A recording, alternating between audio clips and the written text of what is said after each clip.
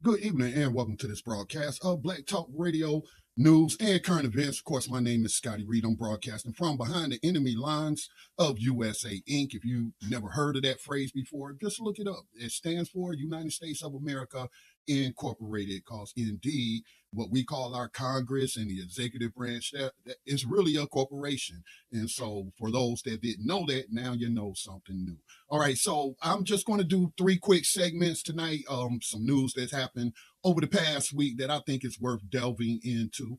Do want to remind you to continue to support the production of independent media. You can do so by going to our home base, which is blacktalkradionetwork.com, or supporting it through whatever means the platforms that you may be consuming the content on provide for you to support that content. Again, we really do not rock with corporate media, although we may be adding some to our podcast stream, some ad content, some pre-roll ads for our podcast network, but really we rely on donations. And I think, if you want media that is for the people and by the people, then the people got to support it, right? Or else, as we'll get into later with some of the stories, you're at the mercy of the oligarchy, and these corporate news outlets are simply going to lie to you. It depends on what network you listen to. If you listen to Fox News, you're going to get a right-wing bias more than likely. If you listen to MSNBC, you're going to get, I wouldn't even really call them a left-wing bias. You're going to get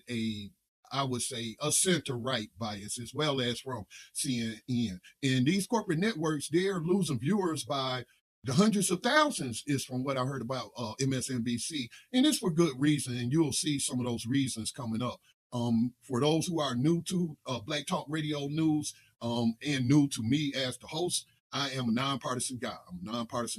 I'm a registered unaffiliated voter. I have never been a partisan person. I have voted for Republicans, Democrats, Libertarians, Green Party members. So yeah, the whole spectrum, I have voted for them, because I don't vote for parties. I vote for individuals. I vote for agendas. And I just wish that more people would vote that way. But, both sides of the political spectrum. And when we're talking both sides, we're talking conservatives and liberals. We're talking Republicans and Democrats. As far as power goes, it's those two. And the followers of those groups, or those two mainstream parties, will point the finger at each other and accuse each other of being in a cult, when both of them exhibit cult-like symptoms and cult-like behavior on the internet. And it's just really sad. It's just really sad. So I think that if you're going to take upon the mantle of a journalist, if you're going to call yourselves the news, that credibility goes a long way. Credibility should be number one, but a lot of this media is incredible. But just because you're paying for it in your cable package and you're seeing a whole lot of ads, corporate ads on there, and we give it this label mainstream, you think you're getting the truth. You may be getting bits of the truth. It depends on the agenda, but most often you're getting propaganda. So that's what this program is about. It's just looking at news, and particularly from a Black perspective, which I can't help but give, because I am a Black man in America. My nationality is African American. My ethnicity is African indigenous. And when I say indigenous, I'm actually talking about native indigenous, likely the Catawba tribe. So, I'm American, so-called American through and through. And but let me just give you an outline of some of those segments. So the first segment, we will be talking about the media and political accountability. I think there's none other than the people, you out there, the viewers who've been turning off those channels. As I mentioned, MSNBC has lost plenty of viewers, and rightly so. And so that's the only accountability, is them losing those viewers, which means losing money. And of course, we've heard the news that MSNBC is going to be spun off or sold off or something like that. And but it's because they have failed as a true journalistic outlet, and I think people have picked up on it. People are picking up on the biasness, and for whatever reasons, I think it's a good thing. So, but under media and political accountability, we'll be looking at this story about ABC News settled this Trump defamation case for $15 million. So the short of that is Donald Trump sued ABC News, whatever show that George Stephanopoulos, a longtime propagandist for ABC, said that Donald Trump was a rapist. Okay, said that in that civil trial with that woman, her last name is Carol, something like that. I don't want to mispronounce her name. We'll probably get into it later. I'll see her name. But he said that a jury found Trump guilty of rape or liable for rape, or that he committed rape against that woman. And technically that's untrue. And that's what he was suing her for. That is not what he was suing ABC News for. And again, these are supposed to be the gold standard. All millions of people probably trust George Stephanopoulos, trust the producers or whatever that show is that he's on now. They bounce all over the place.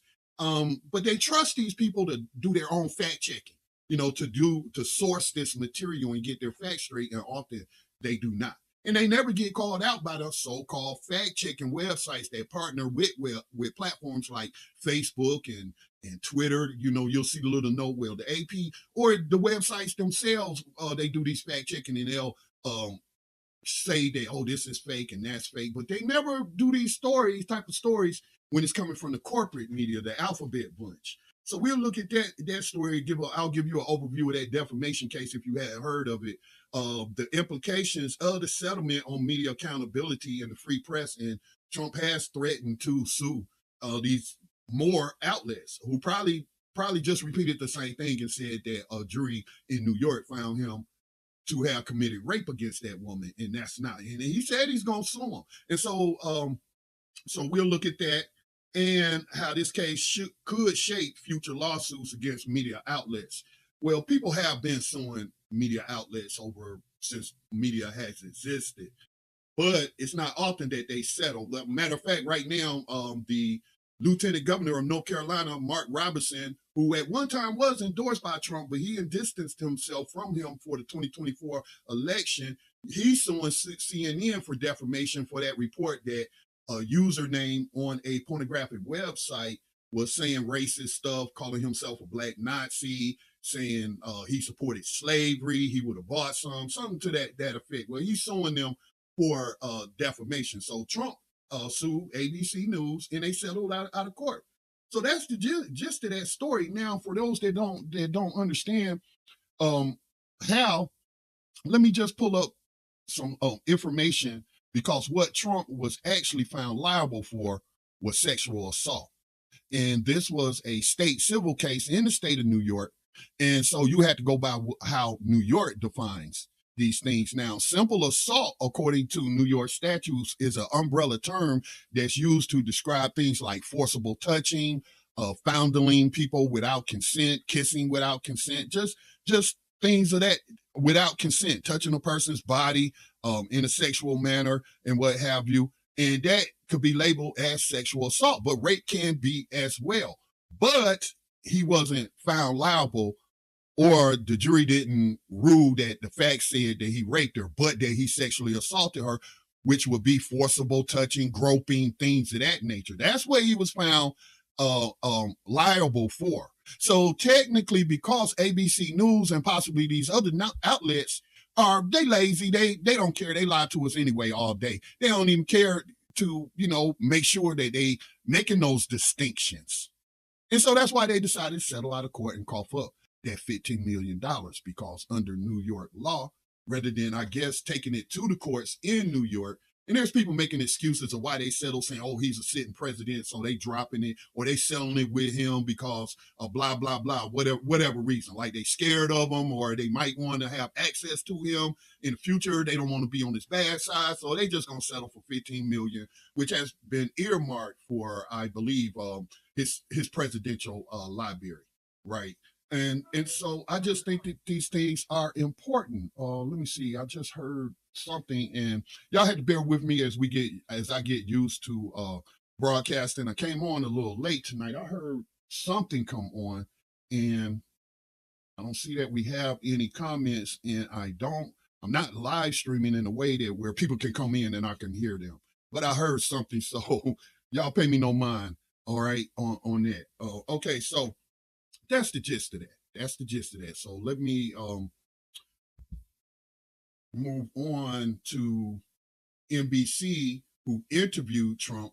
I believe it was not this past Sunday, but perhaps the Sunday before, on Meet the Press. And I forget the black woman's name who was hosting the show. I forget her name. So y'all forgive me for that, but I'm gonna play a clip and y'all gonna see her. She's gonna be on there acting and making faces as she slanders Tulsi Gabbard. So the reason they going after Tulsi Gabbard, let me just pull up some information. The reason they going after Tulsi Gabbard is because Trump has nominated her to be his national security director, which is a very important position. So that means she has to be confirmed by Congress. And so we've seen people, conservatives and neoliberals in the Democratic Party, conservatives, neoconservatives in the Republican Party, like Liz Cheney and others, just really smearing Tulsi Gabbard. Democrats and neoliberals in the Democratic Party don't like her because she left the Democratic Party, called it corrupt, said that they had rigged the primaries for Hillary Clinton to win, rigged it against Bernie Sanders, then rigged it. She also left the Democratic Party after the 2020 primaries and what have you. So she did not, as far as I know, become a Republican. I think she might be independent, but Trump nominated her. And one of her signature issues were all of these foreign wars that the United States just keep finding a way to get involved in, keep finding a way to spend trillions of dollars, keep finding a way to kill millions of people. I mean, it's like a never ending conflict with the UN. But isn't that how all empires act anyway? Isn't that how they behave? You know, and then when you consider things like the military industrial complex, you know, that's the private defense contractors that our government places these orders with for these multi-million dollar contracts for ammunition and weapon systems, and from planes to ammunition for a rifle. That's all privatized and people profit off of that. And so if there's no war, there's no profit. And so there you go. It's just part of the scam of the system that we live in. And so she's anti-war. She could be described as anti-war. She's an Iraqi veteran. She is, I believe, still in the National Guard, a major or a colonel in the National Guard or U.S. Army Reserves. But she did her time in the Army as an officer and served in Iraq and served honorably. Right? She hasn't gotten any kind of bad discharge or dishonorable discharge or anything like that. But they're just smearing her. And it's a specific way that they're trying to smear her and been smearing her to try to prevent Donald Trump from appointing her as his national security director, which I think she would be an excellent choice. I just really, really do. She's a progressive, but more importantly, she's a person who risked her life on the battlefield. Who was in the war zone like myself, though at a different time. I'm a Gulf War veteran of the 90s, and I'm not sure when she went to Iraq. It might have been in the 2000s, but she is a veteran. And so not all veterans, but some veterans who have seen the ugliness, who have seen the numbers, the casualties, and the maiming and the killing, how can you not be anti-war unless you're psychotic and you just like death and destruction, like many of our politicians are, and the people who invest in these sort of things. So that's the reason that what's going on. They're trying to get her nomination killed before it even starts, right? And so I'm gonna play this clip and pay attention to what Donald Trump says here. I like what he said, number one, but pay attention to the smear. And I'm afterwards going to prove to you how it is a smear. Let me ask you about former Congresswoman Tulsi Gabbard. You picked her to be the Director of National Intelligence. In 2017, she had 2 secret meetings with Syrian dictator Bashar al-Assad. Do you have questions or concerns about those meetings? No. And he's got bigger problems right now. Well, do you think it makes it harder for her? Yeah. I mean, do you think it compromises her ability to get that? I met with President Xi of China. I met with Kim Jong-un twice. When you were president. Well, when you were president, they weren't secret meetings. People meet, all these people meet. I mean, I see some of the most dishonest people. I'll tell you, the 51 agents that sent in the laptop wasn't from Hunter, it was from Russia. What about them? Tell me about them. Do you think they did something wrong? Do you think they were also stupid that they thought that the laptop from hell? So you have confidence in Tulsi Gabbard? I do. I mean, she's a very respected.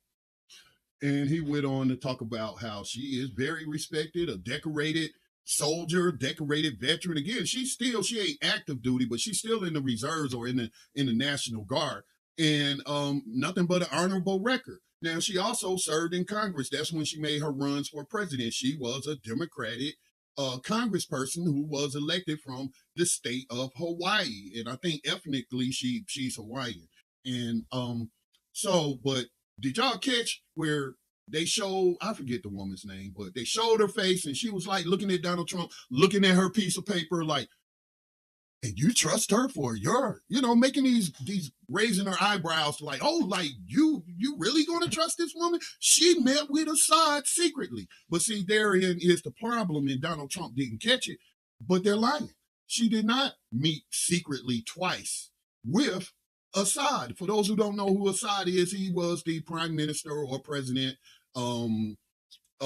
Yes, I think it'd be accurate to describe it as a dictatorship, or maybe he thought himself a king. The United States has no problem with monarchies, right? The West has no problems with monarchies all throughout the Middle East, but they had a problem with Assad. And during the Obama administration, well, really going back to George W. Bush's administration, maybe his father, but they talked about the axis of evil, talk about overthrowing Syria and Iran. And then I think it was then later on where they expanded that, these neoliberals and neoconservatives, to 7 countries they wanted to overthrow. Yeah. And so we're in the midst of that. So Syria was on that list, overthrowing Assad. And that started in 2011 with the West supporting terrorist organizations. And these are facts. This is not fiction. But the media fed you a lot of fiction, the ABCs, the NBCs, the CBSs, fed you a bunch of fiction about these white helmet rescuers going out there saving people from chemical gas attacks from the Assad regime. All that stuff turned out to be fake. Fake news, fake news, fake news, fake news. But I ain't see any other fact-checking websites point any of this out. This is why you have to support alternative independent media. I have no reason to lie to you. What I have reason? Nobody's paying me. I have no sponsors. So, and when it comes to nationalism, I only acknowledge myself as an African American just for just make things simple. Where do I have citizenship at? How do I identify as a nationality? Okay. But yeah. So she lied about that. And this is how you know she lied. So this was in, I believe, 2017. It was when Tulsi Gabbard was U.S. Congresswoman, Tulsi Gabbard, and she went on a fact-finding mission. It wasn't secret. Did she go on CBS News, ABC News, MSNBC, CNN, and a week or 2 weeks ahead of her planned visit and say, hey, I'm going to the Middle East. Anybody that doesn't like me going over there to and do a fact-finding mission and doesn't, perhaps like my anti-war stance, I'm gonna let y'all know where I'm gonna be in this dangerous area, this war zone, so you can take me out. Okay? No, she didn't give people warning or give people advance notice of where she was going to be, except for the people who had a need to know. And you know who those people were? That's people at the State Department, because this is nothing new. Members of Congress go on fact-finding missions all the time. And while I'm thinking about it, let me just pull up an article I published about this today on Black Talk Radio Network. Let me pull that up for you here. The title of that article, I hope that you'll check it out and share it with others, is Tulsi Gabbard, U.S. Foreign Policy Contradictions and MSNBC's Attack on Trump's National Security Nominee. And I'm going to just jump down to some of the people who I'm going to just share a little bit of the article. It's not very long. It wasn't a secret meeting, number one. She had to file, Congress members are required to file travel paperwork in order to get that travel approved or paid for. I suppose they could go like Israel or AIPAC, the lobbyist pays for these Congress people to go to these expense-paid tours of Israel, where they don't show them the parts where they're practicing apartheid. They don't take them to the open air prisons and what have you. So I imagine that Tulsi could have went over there, a third party could have paid for it, but I don't know the details on that. But I just want to acknowledge that. But she did. It was not a secret to the government that she was traveling to meet Assad and go to different locations around Syria to do a fact-finding mission on who's who and who's committing these crimes against humanity. Who are these so-called resistance groups? Are any of them terrorists? And yes, they are. As we just seen Joe Biden praising HTC and its new leader, de facto leader, and de facto government is on the U.S. terrorism list. There's a $10 million reward for that man. I don't know his name. But Joe Biden just pledged billions of U.S. dollars to support that government. So we long been supporting, not we, but them, as in these elected officials, and many of them appointed as well, and our intelligence services, the CIA, have been supporting these terrorist groups to overthrow countries. We saw it in Libya. And also, I would be remiss if I didn't mention the NATO angle. NATO played a role because Turkey is where most of the terrorists, this one particular group, was getting its arms and other material support from. You think the United States government is going to slap any sanctions on Turkey for providing material support to a terrorist organization that they have listed as terrorists? Our State Department, the U.S. State Department, getting $10 million reward out for that guy. No. This is why I'm saying, but do you think you'll get this perspective from Joy Reid on MSNBC? You think you get these facts from Rachel Maddow? Do you think you get these facts from George Stephanopoulos? No. These people exist to control the narrative that the oligarchs and their politician puppets want you to believe. And so here's some double standards. Do you recall, anybody calling out John McCain when he was still alive, when he met with Syrian opposition groups, terrorist groups in 2013, some of whom were later linked to extremist factions like Al-Nusra Front, which is this new group, HTC. They just be changing their names, all of them offshoots of Al-Qaeda, or we really want to take it back to the 80s where it all began, the, what they call them, the Al-Muhadin, and I'm proud, Mujahideen, something like that. It's been a while since the 90s since I said that on the regular. But all of it is U.S. funded, clandestinely funded. Did y'all know the United States government has secret budgets? Did y'all know that? Why do you think the Pentagon has never been audited? That I know of, it certainly has never passed the audit, but according to some people like Ron Paul and other politicians, it's never been audited. We give them $1 trillion a year, which that's going to figure into one of my other stories, right? So, but this is the hypocrisy that we see. And them targeting Tulsi Gabbard for that reason. John McCain, Joe Biden, again, he regularly met with so-called oppositional or insurrectionists in Iraq and Afghanistan who were implicated in human rights abuses. And I linked to these articles. And then a lot of these articles of these things I'm linking to, these people, these outlets, mainstream outlets, they didn't destroy the links. The links still work, but they deleted the content. Some of them didn't, but some of them deleted the content. But I linked to them anyway because the links work. And you could tell from the link what the title was. So I just want people to look at these mainstream outlets for what they are. Partisan propaganda outlets. And those people get paid millions of dollars. Do y'all really think it's hard for somebody to sit up with a piece of paper and read from it? Or read from a teleprompter? Do you really think that's a job skill that's worth millions of dollars? No, it's not. What they are getting paid for is to compromise any integrity they may have had, any ethics they may have learned if they went to journalism school. That's why they get paid. They get paid millions to lie. And how good they are at lying, like Rachel Maddow, one of the formerly top paid opinion hosts on the propaganda outlet MSNBC, man, she was good at making the faces. She's like the Wendy Williams, the celebrity gossip personality. She's like the Wendy Williams of politics. Rachel Maddow is. Make these faces, speaking a voice to where she's sharing this juicy gossip and just, they gonna get Trump and this Russian propaganda. And note that Trump said, y'all want to focus on Tulsi Gabbard, who's an honorable person as far as he knows. But what about them 25 intelligence agents that they got to write this report that Hunter Biden's laptop was a fake story and it was Russian propaganda? Are they going to be held accountable for interfering in an election? They talk about foreign interference all the time. They talk about TikTok and other platforms, Russia putting all this stuff on social media platforms to influence our elections, like the United States don't spend billions doing it. Go look at the budgets of the State Department, okay? But yeah, that's really what they're engaged in. Let's see. So that's really all I got for you on that story. I'm a nonpartisan guy. I'm on here to bring you facts and my opinions, but clearly I will let you know or make it evident I'm giving my opinion. But you have to start critically thinking about the things you hear on these outlets, and then don't take the time to fact check them.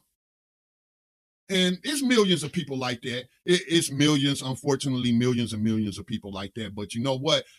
That's why we're starting to see podcasting and internet broadcasting become the juggernaut that it's become. You know, Joe Rogan and a couple of other people got the top podcast in the world.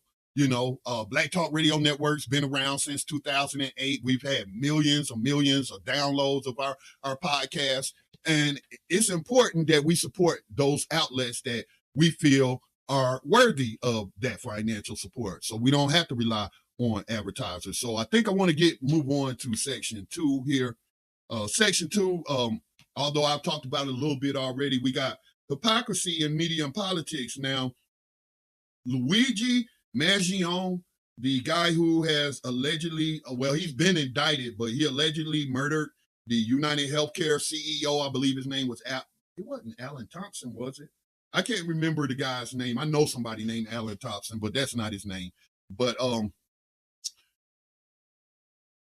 he has been charged, indicted. I'm not sure if he has been extradited to New York, where the murder took place. But we don't really need to get into all the details. There's enough people getting into that. His mother had issues with being declined, her claims for healthcare coverage being denied. You know, he had back issues. A lot of people have back issues, and allegedly he wrote a manifesto about these people are scum, they're evil, they're profiting off of people's lives and basically killing people. He saw this man as a representation of the evil of a privatized healthcare system that puts profits before people. That people are actually being denied life-saving healthcare to increase the bottom line for the stockholders and the corporate officers like the CEOs, who I heard this particular guy was so good at his job, he was getting paid $10 million a year annually. Probably had stock options and what have you, right? So the hypocrisy is the narratives, right? And even coming from politicians and these news hosts, and I got a couple of clips I'll play for you, but they act like they don't understand why this guy, Luigi Mangione, or the public, I should say, is expressing support for him or expressing a lack of empathy for the CEO who was killed. Many outlets saying it was an assassination. I heard that he's even being charged with terrorism, which isn't surprising to me. That's called stacking charges. That's how the criminal justice system works in the United States. They will stack charges. They'll give you multiple charges for one offense. They'll give you different levels of severity. So where you have 6, 7 charges. And then that is to put pressure on you to plead out, to plead guilty to reduce charges. And that's the scam of it. And many people get scared, and that's how you end up with a large number of innocent people in prisons, right? So he has been indicted on a domestic terrorism charge. And I may be wrong, but I've yet to hear of a bona fide right-wing Nazi Klan member or anybody like that be charged with domestic terrorism. Always seem to be people on the left who get hit with those type of charges, right? So let's highlight some of this hypocrisy. Let's go ahead and take a listen to Piers Morgan. He had a guest panel, and they were talking about the lack of empathy. And he's going to play a clip from Joe Rogan, and just pay attention, and then I'll come back with my commentary.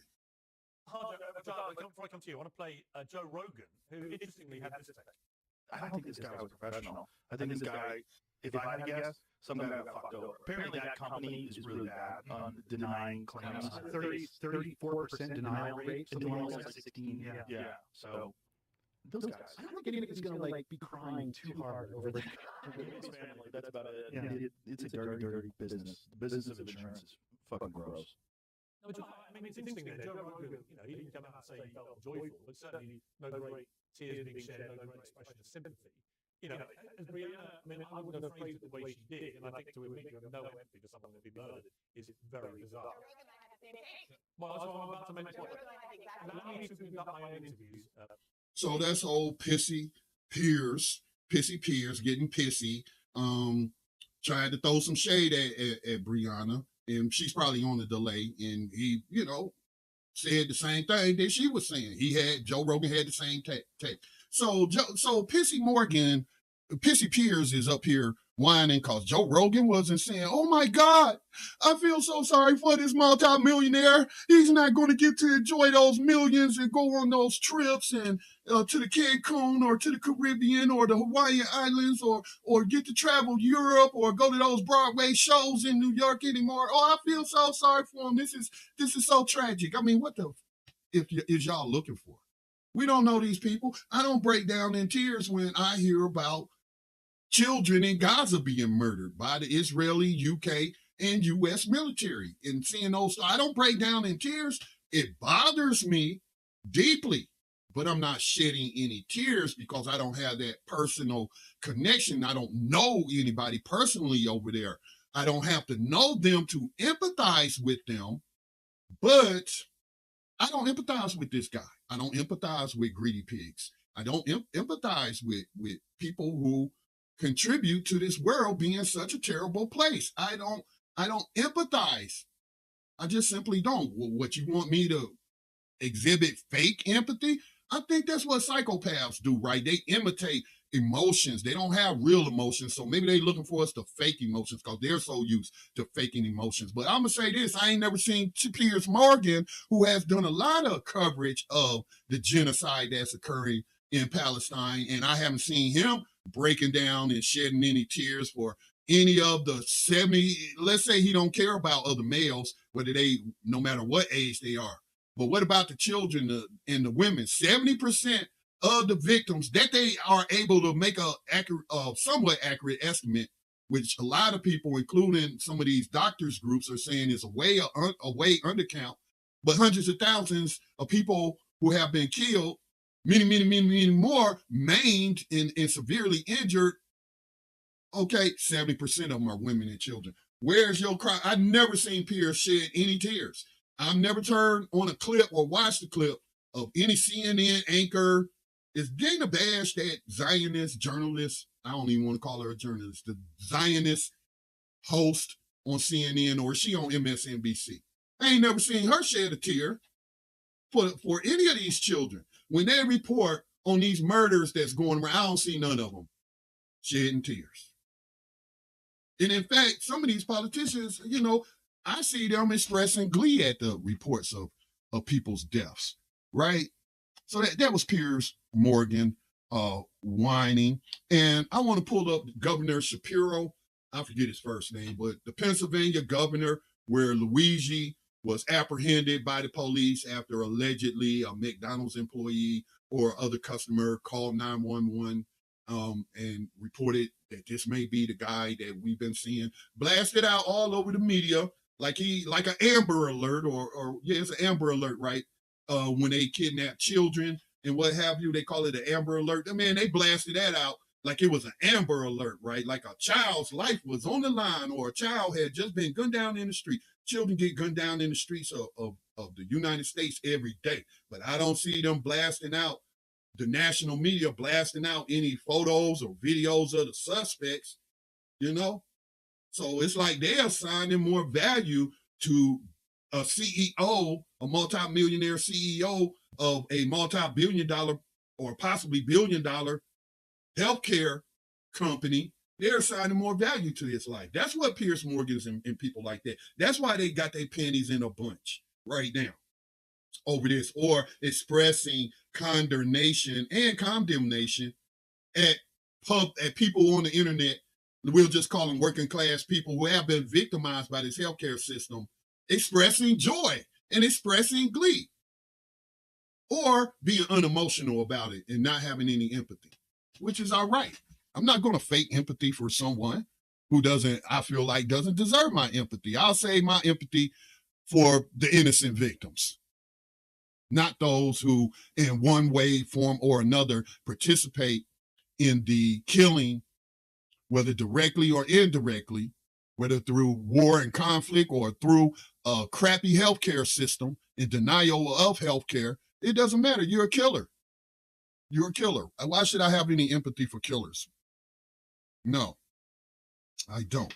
So we got Mr. Shapiro making a statement. This is the hypocrisy that I'm talking about. Listen to this man. But safe. This killer was not a hero. He should not be hailed.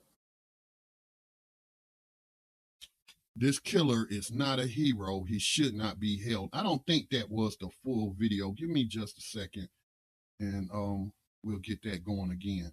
In America, we do not kill people in cold blood to resolve policy differences Really? or express We a don't? viewpoint. I understand people have a real frustration with our healthcare system, and I have worked to address that throughout my career. But I have no tolerance, nor should anyone, for one man using an illegal ghost gun to murder someone because he thinks his opinion matters most. In a civil society, we are all less safe when ideologues engage in vigilante justice. In some dark corners, this killer is being hailed as a hero. Hear me on this. He is no hero. The real hero in this story is the person who called 911 at McDonald's this morning. The real heroes every day in our society are the women and men who put on uniforms like these and go out in our communities to keep us safe. This killer was not a hero. He should not be hailed. And neither are those slave catchers that you referenced in uniform. Not speaking about them individually because I don't know them or their backgrounds or their work environment. But I do know that they are on the front lines of making the United States the #1 country when it comes to prison slavery. Right, and most of those people for nonviolent victimless crime. So I don't call people like I really don't refer to anyone as a hero, right? But this is the hypocrisy. Americans don't murder each other over policy disagreement. See, he said policy disagreement to make it about politics, but we know Americans or U.S. citizens and residents murder each other every day over disagreements. Some of those disagreements political, even if none of them hold political office. But we do know that even state governments, matter of fact, the state of Pennsylvania, okay, in the 1970s, or was it the 80s, the MOVE bombing, where the FBI got working with the Philadelphia police with the approval of the mayor, dropped a bomb on a residential house with at least from 5 to 7 children in it and 2 or 3 adults who wouldn't come out the basement. After the police had laid siege to them and shot up in there, they blew up the building, right? That's violence, right? The MOVE group had a disagreement with the city, and the city chose to use violence along with help from the federal government against these people. I only bring that up because it's relevant to Pennsylvania history, and he's the governor of Pennsylvania, right? Now we can take it to federal. We know the United States government, or those in the know, the U.S. government engages in assassination attempts all the time, or not just attempts. And we can go back as far as you want to go back. We can go back to the formation of this country. But all the attempts on Fidel Castro's life, backing the overthrow of Libya, and we got Hillary Clinton, who stood in Libya, I forget where she was, and told them terrorists, we can't wait till you capture and kill him. Y'all remember that? Donald Trump sent a missile, or no, it was a drone, and we'll be getting to our drone story here in the last segment, but sent a drone in Iraq, a country that has asked them to leave, which we currently occupy, along illegally occupying Syria. But they sent a drone and killed an Iranian on an official visit to Iraq, and killed an Iraqi official. It was an assassination of that Iranian general. Soleimani, I think his word was, we have policy differences with Iran, do we not? Was that not, Governor, a Example of the United States, Americans using violence to settle their policy differences, right? I mean, hell, the American Civil War was a policy difference on whether or not this nation was going to continue to practice slavery or if it was going to be a free nation. But unfortunately, we fought that war and they snuck some legalese into the Constitution that allows for slavery to still exist in the U.S. Constitution and state constitutions. That's what that whole wave about changing that language in state constitutions have been about. But that's a policy difference. John Brown certainly thought it was pretty American to stick a broadsword through the back of a slaver in Kansas. So who are we kidding? Who are we lying to and saying that's not who Americans are? And this clip just really showed me how evil Hillary Clinton is, right? When I saw this clip of her laughing and celebrating the death of a head of state that the United States didn't like, who was an ally of the U.S. government in the war on terrorism before they decided to partner with terrorists and overthrow his government because of things he was doing to unite Africa and move off the U.S. dollar and get Africa to create. There's many reasons they wanted him gone, not just one. But here's Hillary Clinton after those terrorists captured and brutally murdered Gaddafi. Don't tell me, Governor. We came, we saw, we died.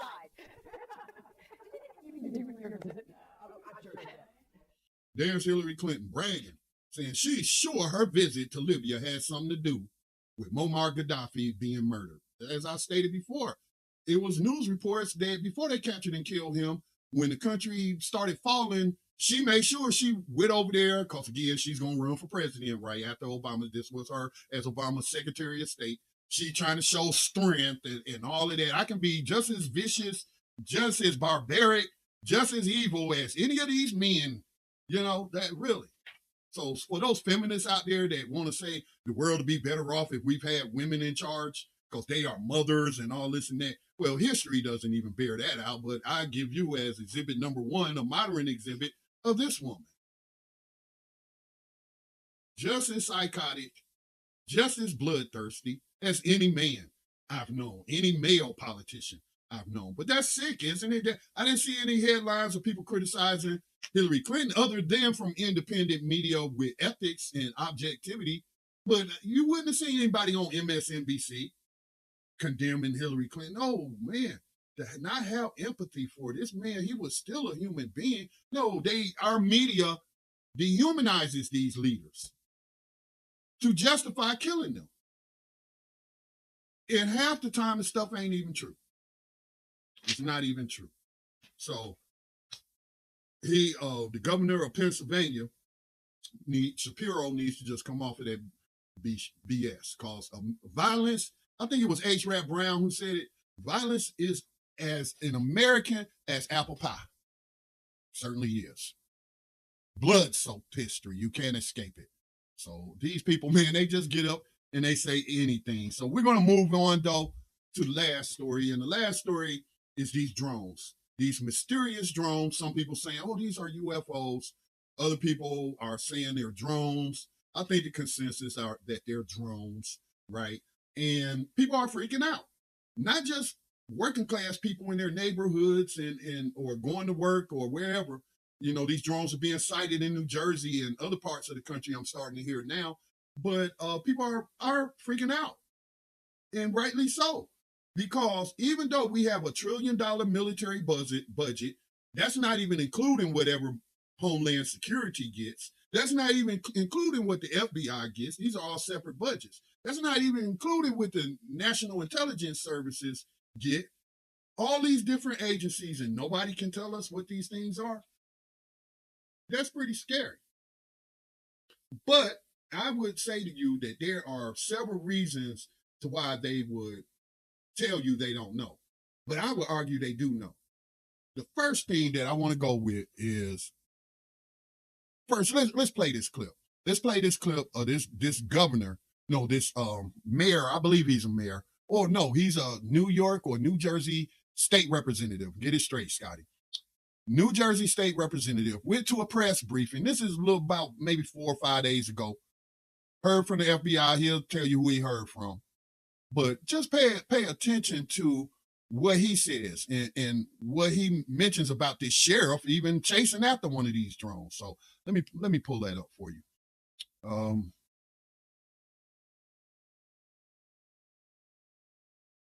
Yeah, here you go. It's FedEx trying to figure it out. But instead, I got the most ridiculous amateur hour briefing I've ever sat through. Wow, that's truly upsetting. Okay, let's play the whole clip. For some reason, this thing stops on me, and I had to. All right, so you were here today. You were just decided. You walked out. Why? I walked out because it was worthless. It was the biggest amateur hour presentation I've ever seen about anything. Okay, it was ridiculous. There were no answers. Every question that was asked by the members of the legislature were great questions. No answers. No resolution. They don't know where the drones are coming from. They don't know who's doing it. They don't know why they're doing it. But they say there's no credible threat. It was annoying to be there. I drove 2 hours to be here today. Spent an hour in there. I got to drive 2 hours back. The biggest waste of 5 hours in my entire life. So why do you think they called this meeting? No idea. Why would you call me and tell people you don't know anything?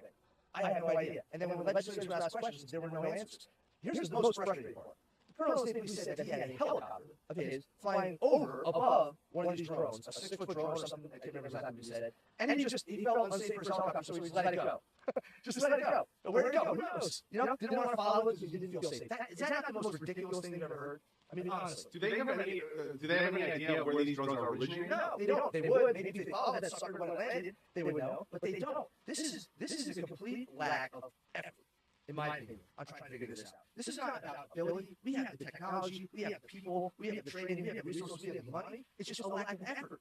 I mean, they should, I don't know. They should be saying, you know what we should have done today? We would put up produce more time. If they didn't know anything, come in there and say, hey, legislators, we don't know anything. But if you get us these 10 things, do these 10 things for us, the governor calls in this kind of action, we can figure it out. Will you help us? And then we would help them. But instead, it was just excuse after excuse, and we know nothing. It was infuriating, and I got up and walked out. You've been in the service, right? Yeah, I was a tactical pilot, actually pilot in the Army, and I helped stand up the initial unmanned aircraft training battalion in the aviation sector of the Army. So I know a little bit about what I'm talking about, and these guys are not doing the job they need to do to figure out what's going on. And that is the Department of Homeland Security, the FBI, and the state police. And they're saying no threat to Americans. They're saying no threat, but how the hell do they know? They don't know anything. They don't know what it is. They don't know where it comes from. They don't know nothing. When I walked in here today, I was actually pretty calm. I was excited to be here to find out a couple things. I thought they'd be like, hey, listen, it's FedEx trying to figure it out. But instead, I got the most ridiculous amateur hour briefing I've ever sat through. Wow, that's truly upsetting. Yes, it is. It is pretty upsetting. Again, all of these different agencies across the United States with their budgets, multi-million budgets. The Pentagon got $1 trillion budget. The CIA budget probably secret. All these agencies. Then you got the state police, you got local police, you got the sheriff's department, you got the National Guard. Oh, man, we talking trillions of dollars out there, right? And they don't know what it is. Now, I don't have the latest news report, but I did hear a report the other day that I'll just share real quick, is that there was some sort of closed door, confidential or secret committee meeting in Congress. Classified is the word I was looking for. Classified meeting. So that means that our so-called representatives, U.S. representatives, maybe we should be contacting them and asking them, well, why is this information classified? Why isn't the public being let know? Why are you getting other information than what the public's getting? See, there's several reasons, and I'm going to share those reasons with you. Like the guy said, maybe this is FedEx testing, doing a test on sending out a fleet of drones to deliver packages, you know, but no, they're saying that's not what it is. FedEx said, no, we're not running any kind of tests like that. All right. Remember when we heard the governor of Pennsylvania talking about these guys in uniforms being heroes, but you just heard him talk about the sheriff didn't want his helicopter pilot following one of the drones because it seemed unsafe. Oh, I thought they was heroes. Heroes take on danger and whatnot. And with this big mystery, come on, they not willing to risk their lives for the public to keep us safe by following the drone to see where it's going to land? Really? Really? That kind of betrays that whole hero propaganda or copaganda that they like to put out there. But it could be our military. Now, there have been reports that some of these things shut down military bases, which would give the impression that it's not the military. But what if it is the military? Or what if it's the FBI? Or what if it's the CIA running these drone experiments to see what the public reaction is? You know, there was times when I was in Charlotte, North Carolina, and I heard Black Hawk helicopters one early morning. I was going to work. I was catching a bus at the time. This might have been in the 90s or early 2000s. And they were doing urban training. The police were, or the National Guard or Army Reserves. But I know Black Hawk helicopters when I hear them. And that's usually military. That's military grade. I ain't never heard of a police department having no Black Hawk helicopter. I spent 6 years in the first 3 years in the aviation maintenance unit. So I know what Black Hawk sound like, right? So, but they didn't announce that, and it was being reported in the Charlotte Observer and on the news media about people calling in about seeing this training going on that nobody was warned about. That could be this. Whether it's for surveilling the American people, and then again, you know, as much surveillance they have on us again, it's hard to believe they don't know what these things are. Or they don't know who's controlling the drone. So it likely could be our government who's behind this, setting up a spying operation or preparing to attack us, but running a psychological operation. Now, here's something that's really scary. Well, the other scary thing is that this could be, let's say, a resistance organization sponsored by one of the people the United States has been attacking and overthrowing in these different groups, or maybe it's blowback from supporting terrorist groups, and now they got a hold of this drone technology from Ukraine or Iran or wherever, and now they're going to use it to do attacks inside the United States. They don't have to hijack planes when they could just fly drones. Drones they can put together themselves.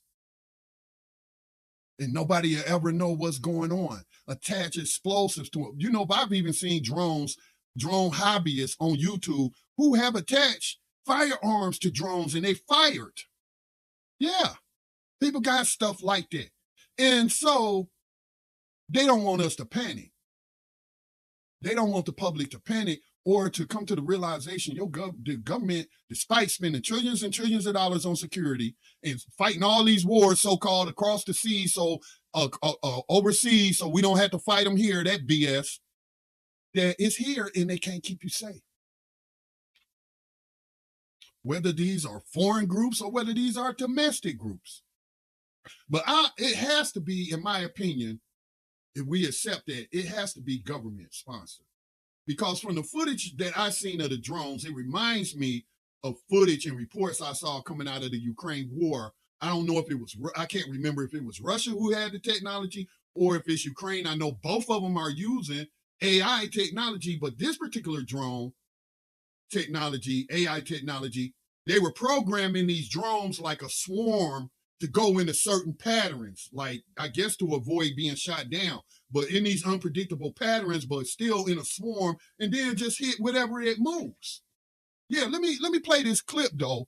A homemade drones allegedly being made in Ukraine. But I want to point out that a lot of weapons from Ukraine have long been ending up on the black market, therefore anybody could buy them. So maybe because that footage I saw looked like these drones might have been programmed by AI, but look how simple it is to make a weapon of mass destruction or a weapon of assassination. What if Luigi just flew a drone up to that dude that had some C4 on? Y'all see how scary it is? See how, man, this technology is something else, man. It's like we really have realized the Terminator series with Arnold Schwarzenegger and all of that, the rise of the machines.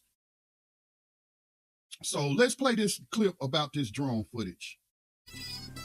Let me go ahead and stop it and start it.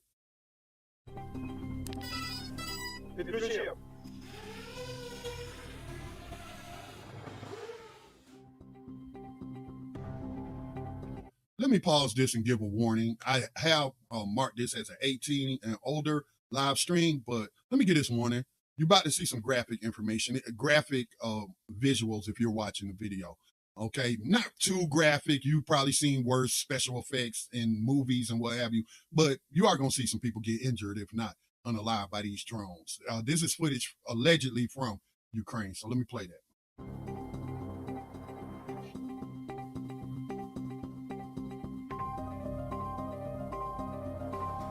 Let's get it.